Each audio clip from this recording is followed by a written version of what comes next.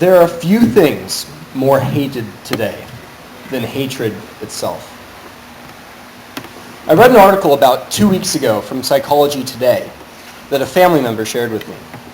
The article was about oxytocin, the hormone we associate with love and affection. It facilitates social bonding, especially between babies and mothers and between partners during sex. It wards off depression. It sounds good, right? Well, it turns out there's also a dark side to oxytocin. Here's a short excerpt. Quote, "The same hormone that helps people feel warmth and camaraderie with friends and family is also implicated in the hatred and contempt they may feel for opponents. In recent years, researchers exploring the intricacies of oxytocin have revealed that it rouses envy as well as gloating over others' misfortune. Psychologists conjecture that oxytocin plays a part in fueling ethnocentrism, xenophobia, and intergroup conflict." Now, what I thought was truly impressive was the conclusion that they came to. They did not consider whether hatred may have some benefit or question why love and hate appear to be related at a neurochemical level. Instead, they decided to attenuate their appreciation for the love hormone. Since most scientists these days are materialists, this attenuated appreciation for oxytocin extends into a moral suspicion towards love itself. Maybe love isn't so good after all. This line of thinking may seem shocking, but it really is symptomatic of our culture's collective opinion of love and hatred. And once you notice it, you begin to see it everywhere. Many in our society would rather not love at all than love something if that love carried any potential for hatred. I wrote in defense of hatred because I noticed this moral position had crept its way into the public consciousness and was manifesting itself in attitudes so stupid it defied rational comprehension. One prescient example of this manifestation is the reaction we often see in the aftermath of Islamic attacks. As you all probably know, an injection of diversity explosively enriched Manchester at the end of last month. 22 were killed and 59 injured. Then at the beginning of this month, another truck of peace brought the strength of multiculturalism to London Bridge, killing 8 and wounding dozens. These are just a few of the more recent episodes, and I'm sure we can all think of dozens more. But it's the response to these sorts of attacks that reveal our society's strange relationship with hatred. And it was a particular response to an incident that happened about a year and a half ago, which really crystallized the matter of hatred for me personally. In November of 2015, 9 otherwise totally ordinary Parisians led an attack against their countrymen with bombs and guns, focusing especially on the Bataclan theater. They killed 130 people and wounded 368. Now this time I was already beginning to get a little jaded to the novelty of terrorist attacks. However, as the flames and the blood and the bodies passed across the news headlines like white noise, the empty and unserious quality of the most prominent and public responses to the massacre came into sharp focus. I remember a video of a Parisian father and his son of no more than 5 or 6 years old being interviewed by a news channel in the aftermath of the attack. The young boy was quite concerned about what his family would do now that there were clearly mean, bad men with guns in his city. His father, however, gently but firmly assured him that Paris was their home and that in any case there were bad men everywhere. And then he told his son, "They might have guns, but we have flowers." "But flowers don't do anything," replies the boy. He flounders for a moment, trying to think of what flowers actually are for. "Of course they do," retorts the father. "Look, everyone is putting flowers. It's to fight against the guns." "It's to protect?" asks the young boy. "Exactly," assures the father. Now, just a quick show of hands. Does anyone present listen to that and think, what a good father? Who here actually feels their blood boil a little bit when they hear that kind of nonsense? Yeah. And who's just so used to the banality of it that they aren't even surprised or bothered anymore. Yeah. This father resonated with millions of people who all thought that this was inspirational and captured the soul of how a Western man ought to respond to concentrated and intentional violence like the Bataclan massacre. At a biological level, there's something deeply pathological about the desire to ignore or accept a threat against your family, your city, your nation, and yourself. We can all see that a father who tells his child that flowers will protect them from brutal totalitarian theocrats with guns will leave them defenseless against threats that are very real. It is a pathology of unseriousness, and it is the same pathology that can compel scientifically minded researchers to hedge their appreciation for love rather than accept that some degree of hatred or intergroup conflict might be necessary or good. In Defense of Hatred is an exploration of the nature and origins of this pathology. It also provides a framework for understanding how hatred is not merely a necessity, but a moral virtue in its own right, precisely because of its relation with love. If love means anything at all, it implies an elevation of worth. And for this reason, love is inherently relative. We love some things more than we love other things. And our behavior should reflect this. Does your family matter more to you than a stranger? And if so, what would you do to protect your family if it was threatened? Or perhaps, more precisely, what wouldn't you do?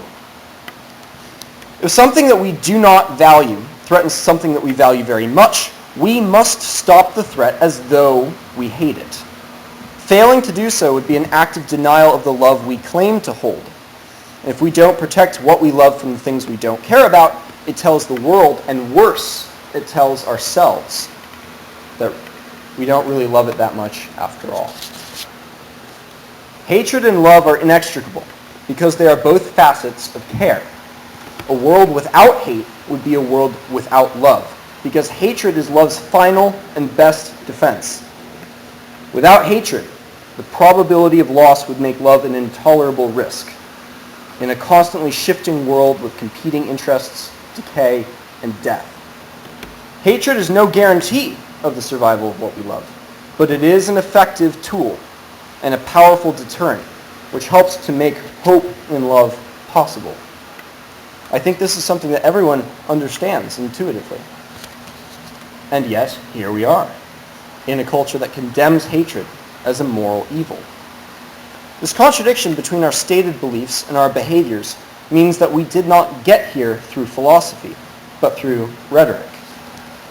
If we want to have any hope of advocating on behalf of what we love, help for love itself, we will have to use more effective rhetoric, and we will need to steel ourselves against the pressure of theirs. Towards this end, it may help to go back to the basics. Aristotle held that there were three aspects of rhetoric. Ethos, which we were introduced to before, was usually translated as personal qualification, pathos, that which stirs people's emotions, and logos, what we might think of as oral demonstration of truth. Let me begin with ethos. Ethos is usually translated as the qualifications that make you someone worth listening to, but it is far more than mere credentials.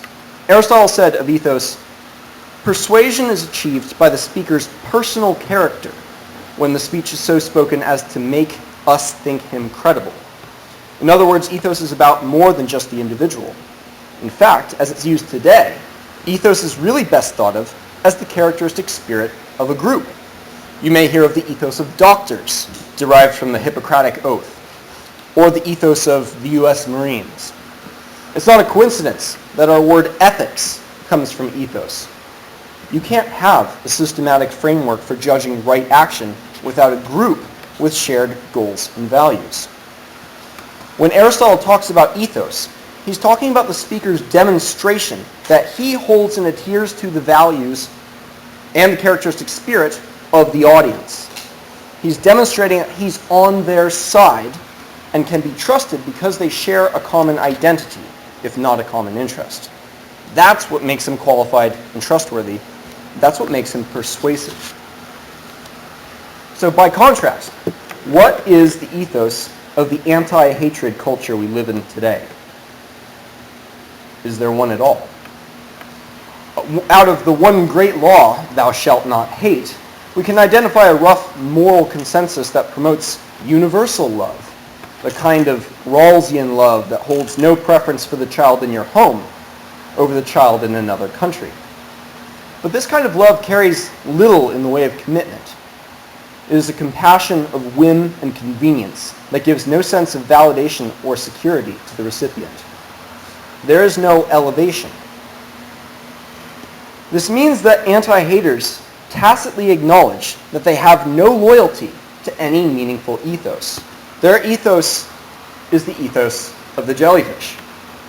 They can sort of squirm and undulate around a little, provided they're in a fluid and amorphous environment, but they mostly drift wherever the currents take them. This makes them inherently untrustworthy to anyone who believes in or cares about anything concrete, anything hard, anything real.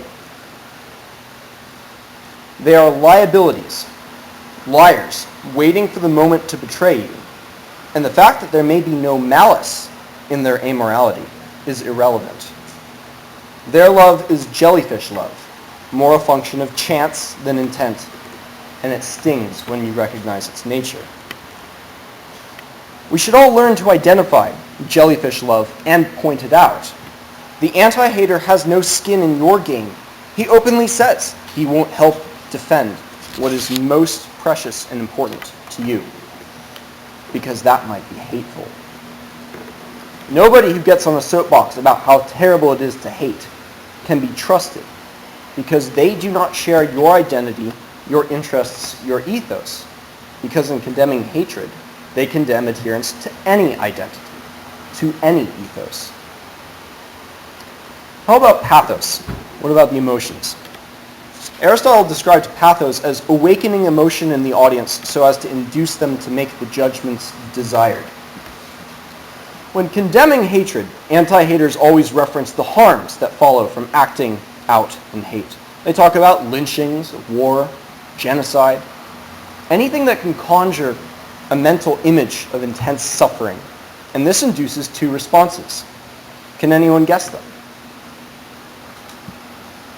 All right, it's pity and fear, the tragic emotions. We naturally want to avoid these things. So by tying hate to visually and symbolically significant violence that trigger pity and fear, they persuade the typical person to avoid and condemn hate. Like any good lie, it works because it captures half the truth. Yes, violence, brutality, even cruelty often follow from hatred.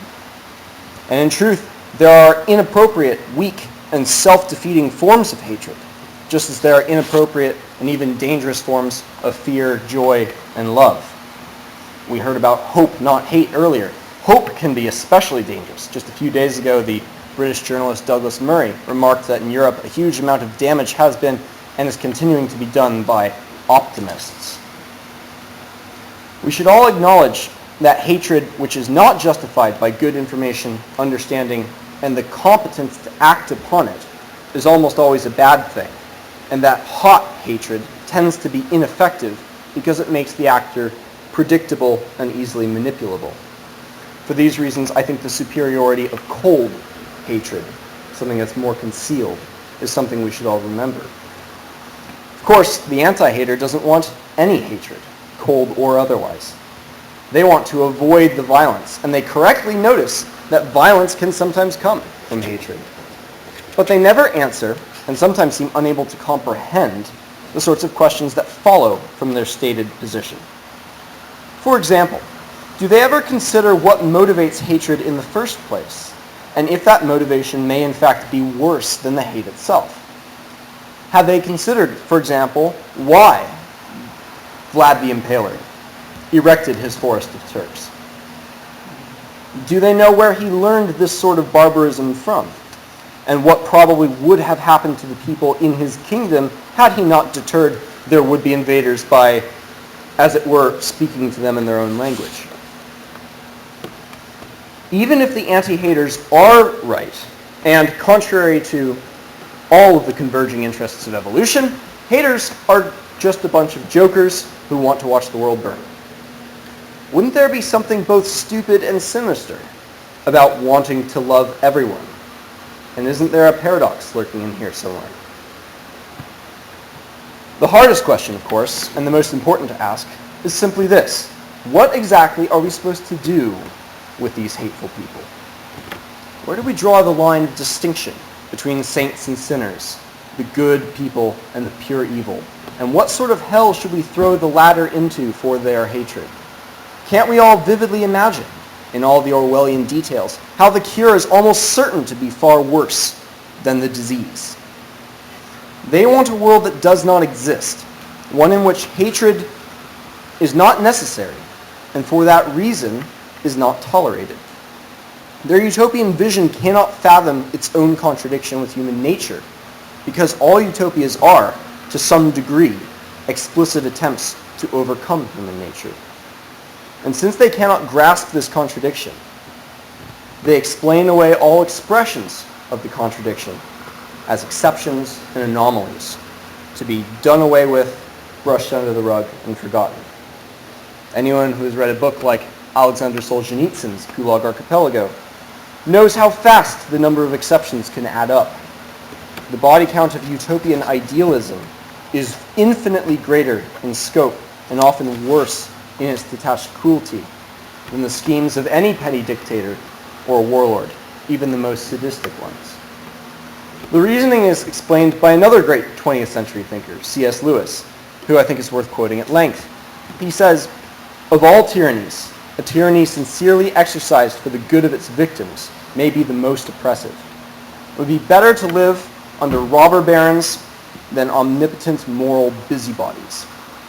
The robber baron's cruelty may sometimes sleep, his cupidity may at some point be satiated. But those who torment us for our own good will torment us without end, for they do so with the approval of their own conscience. They may be more likely to go to heaven, yet at the same time likelier to make a hell of earth. This very kindness stings with an intolerable insult. To be cured against one's will and cured of states which we may not regard as a disease is to be put on a level of those who have not yet reached the age of reason or those who never will, to be classed with infants, imbeciles, and domestic animals." Now, aside from the murderous destruction of ideologies that defy human nature, those who oppose hatred wish, fundamentally, to cure us of being human. Beyond the gulags, the famines, the censorious oppression, and the fear, there's the willingness to be condescended to like children that should deeply offend everyone that has even a shred of pride, and should terrify anyone who understands the sorts of condescending people that will end up in charge of it all.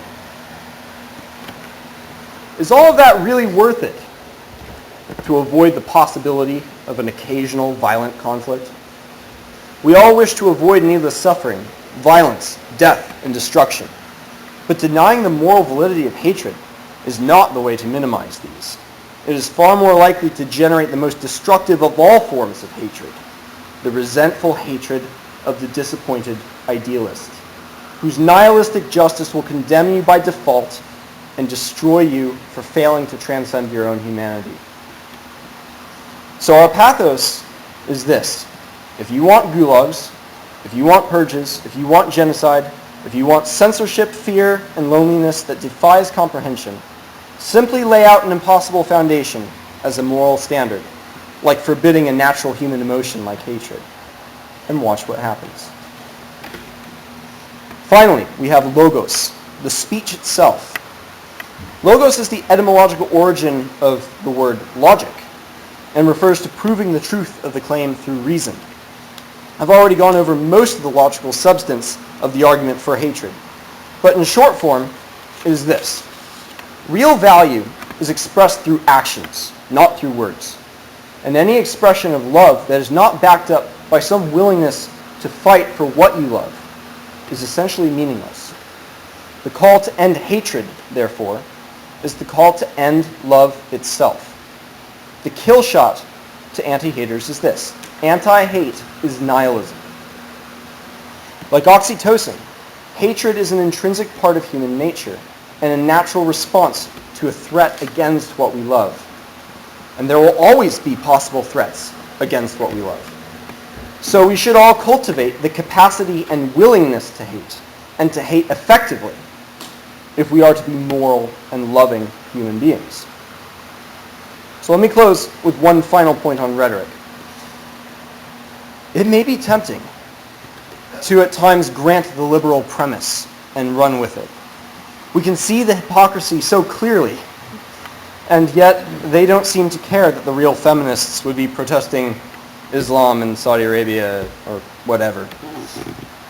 We should all be careful about accepting too much in the name of irony and memes.